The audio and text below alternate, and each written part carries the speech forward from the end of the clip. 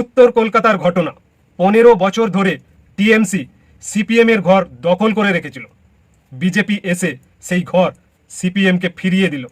এটাই হচ্ছে পার্থক্য টিএমসি আর বিজেপির মধ্যে।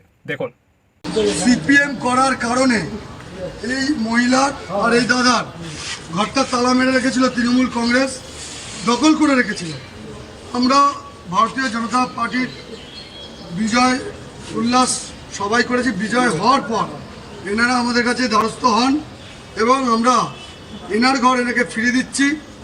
এনাদের কথা আপনারা একবার শুনে নিন, কত বছর কি হয়েছে বলুন। এটা আমার শ্বশুরের বাড়ি, এই বাড়িতে আমি বিয়ের পর 4 বছর থেকেছি। তারপর যে তৃণমূল সরকার এসেছে, আমি সিপিএম করতাম বলে, আমার হাজবেন্ড সিপিএম করতো বলে আমাদেরকে বাড়ি থেকে বের করে দিয়েছে। বহুবার আমি এই বাড়িতে এসেছি, আমার ছোট বাচ্চা আছে, সেই বাচ্চা নিয়ে এসেছি, কিন্তু আমাকে এরা কোনো পাত্তা দেয়নি। আমি আমাদের কাউন্সিলরের কাছে গেছি, কাউন্সিলরও কোনো পাত্তা দেয়নি। উনি প্রতিবার পুলিশ নিয়ে এসছে, পুলিশকে নিয়ে এসে শুধু বলতো ফ্যামিলি ম্যাটার, তোমার ফ্যামিলিতে মিটিয়ে নাও। আমার ননদরা কোনোদিনও আমার ফ্যামিলি ম্যাটার মেটাইনি। রেজিস্ট্রি ম্যারেজ, এই ঠিকানা আমার সব আছে, ধন্যবাদ। আমার সব আছে এই ঠিকানায়, কিছু চেঞ্জ করিনি। আমরা এনাদের সম্মতি নিয়েই ভেঙে দিলাম। ভেঙে দিলাম আমরা।